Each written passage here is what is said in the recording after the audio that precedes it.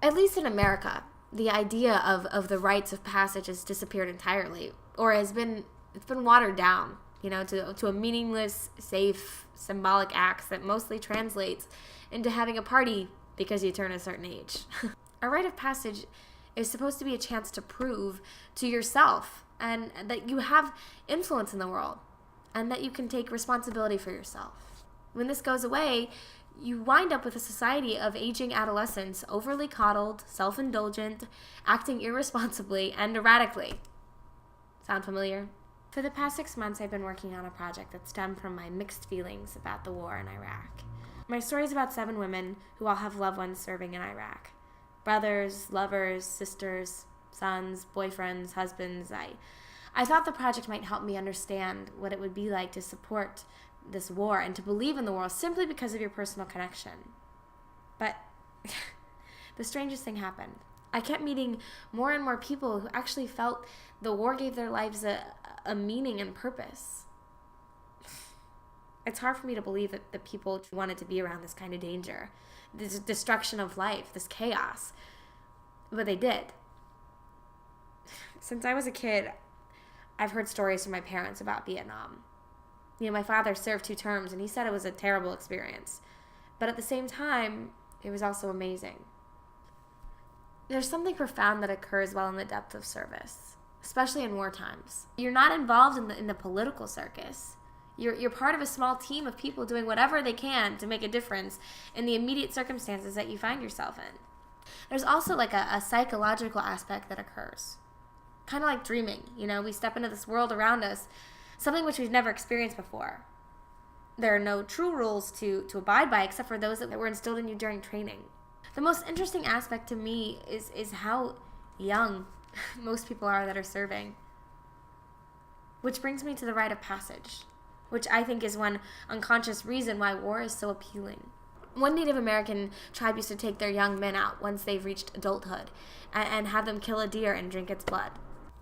Really, like, you had to kill the deer and drink all of its blood. I believe this symbolizes responsibility. If you kill it, you're now responsible for it. For many generations of Americans, serving in a war has become the ultimate, perhaps the only real rite of passage left. But it's become more and more twisted. The essential act of personal survival and the duty to the tribe have become corrupted, disconnected from the whole responsibility part. I think that once you begin killing without the immediate sense of purpose and responsibility, the act totally loses its meaning. And I think that's what drives so many soldiers a little nuts. Sometimes more than a little. And if you look at these extremist Muslims killing themselves in the name of God, a lot of them are very young too. Maybe it's the same thing. Looking for meaning and purpose and the same lack of proper rites of passage that leads to their senseless acts. And kids in gangs and school shootings. And honestly, a lot of other negative things that we've just come to think we have to live with. As a woman, I can say I have no desire to kill anything in order to take responsibility for my place on this earth. But I do long for a rite of passage that's more than just some overblown birthday party. They're fundamental to a functioning society, and we abandon them at our peril.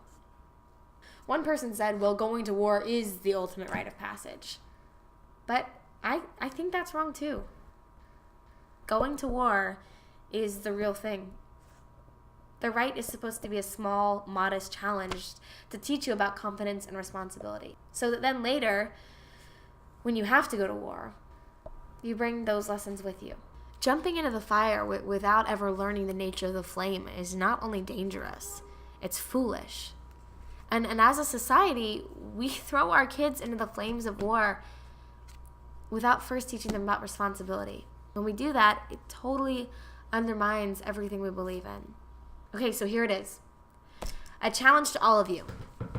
Let's invent new rite of passage, or at least rediscover the old ones, and find our way back to a healthier, saner society. What you got? Let's at least get the discussion underway. Come on.